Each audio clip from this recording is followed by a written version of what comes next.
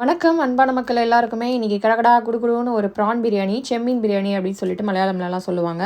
இதுக்கு வந்து வெங்காயம், தக்காளி, புதினா, கொத்தமல்லி, அதுக்கப்புறமா இஞ்சி, பூண்டு, அதுக்கப்புறமா கொஞ்சோண்டு பச்சை மிளகாய் இது எல்லாத்தையும் போட்டு நான் தனியாக அரைச்சி வச்சுருக்கேன். ப்ரான்ஸ் எல்லாம் நல்லா கழுவிட்டு டீவைன் பண்ணிவிட்டு அதுக்கப்புறமா அது கூட மஞ்சத்தூள், உப்பு, கொஞ்சோண்டு மிளகாத்தூள், அதுக்கப்புறம் கொஞ்சம் பெப்பர் இது எல்லாத்தையும் போட்டு நல்லா மேரினேட் பண்ணி வச்சுட்டேன் தனியாக. ஒரு 10 நிமிஷம் மேரினேட் ஆனாலே போதும். அது பாத்திரத்தை வச்சுட்டு அதில் கொஞ்சோண்டு எண்ணெய், அது கூட கொஞ்சோண்டு நெய் இது ரெண்டத்தையும் போட்டாச்சு. அது கூட இந்த வெங்காயம் வச்சுருந்தது எல்லாத்தையும் போட்டு நல்லா வதக்கி அது ஒரு மாதிரி ரெட்டிஷ் ப்ரௌன் ஆனும் அந்த மாதிரி வதக்கியாச்சு.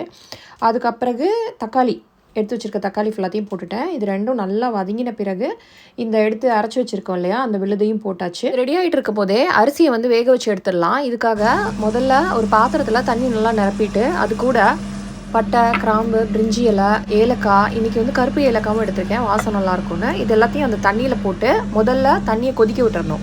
அந்த தண்ணியை கொதிக்க விடும் போதே கொஞ்சம் நெய்யும் விட்டுக்கணும். அதுக்கப்புறமா அதில் வந்து அரிசியை போட்டுடலாம். அந்த அரிசியை இது போட்டுட்டு இது கொஞ்சம் நேரம் கொதிக்கட்டும். அது கூடவே சைடில் வந்து அந்த ஏற்கனவே நம்ம வச்சுருக்கோம் இல்லையா அந்த மசாலா, அது கூட இறாலையும் போட்டுடலாம். இப்போ இதுவும் வதங்குறதுக்கு அந்த அரிசியும் கொதிச்சு வர்றதுக்கு நம்மளுக்கு கரெக்டாக இருக்கும். இந்த அரிசி வந்து ஒரு 5-6 நிமிஷம் வந்து நல்லா ஹை ஃப்ளேமில் கொதிக்க விட்டுறணும். நான் கொத்தமல்லி, புதினா கொஞ்சம் ஆட் பண்ணியிருக்கேன் அதுலேயே. அதுக்குள்ளே இந்த ப்ரான்ஸ் இருக்குல்ல, ப்ரான்ஸ் போட்டதுக்கப்புறமா கொஞ்சம் வதக்கி விட்டு கூட கொஞ்சோண்டு தண்ணியும் ஊற்றி நல்லா மசாலா பதத்துக்கு கொண்டு வந்துடலாம். அது கூட நான் கொத்தமல்லி கொஞ்சம் போட்டுட்டேன். இப்போது இந்த இறால் வந்து நம்மளுக்கு நல்லா ரெடி ஆகிடுச்சு. அங்கே அரிசியும் நம்மளுக்கு கொதிச்சிருச்சு. இப்போ ஒரு பாத்திரம் எடுத்துகிட்டு ஃபஸ்ட்டு லேயர் பண்ண ஆரம்பிக்கணும். ஃபஸ்ட்டு வந்து இந்த கிரேவி இருக்குல்ல, இந்த ப்ரான் கிரேவி அது ஃபுல்லாத்தையும் வச்சுட்டேன். அதுக்கு மேலே இந்த 6 நிமிஷத்தில் அந்த கொதிச்சு வந்த அரிசி வந்து 3/4 பதத்துக்கு வெந்துருச்சு. அதையும் லேயர் பண்ணிட்டேன்.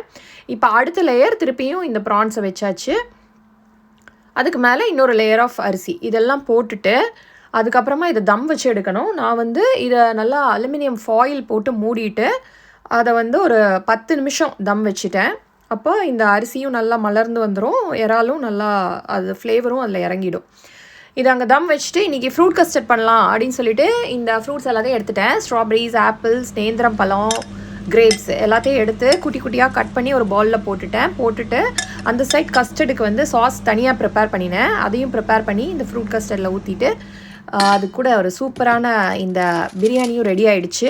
இப்போ இதை ஓப்பன் பண்ணி காமிக்கிறேன். இதை பாஸ்மதியில் செய்கிறத விட இதில் செய்யும்போது அது வேறு ஒரு டேஸ்ட் கொடுத்துருந்தது, ரொம்ப டேஸ்ட்டாக இருந்தது. இந்த மாதிரிங்க அந்த மாதிரி நல்லா ஃப்ளேவர்லாம் உள்ளே இறங்கிடுச்சு. இப்போ இதை கிண்டி விடும் போதே தெரியும் எவ்வளோ அழகாக வந்து அந்த மசாலா வந்து உள்ளே இறங்கியிருக்குன்னு. நீங்களும் ட்ரை பண்ணி பாருங்கள். அடுத்த வீடியோவில் சந்திப்போம். நன்றி.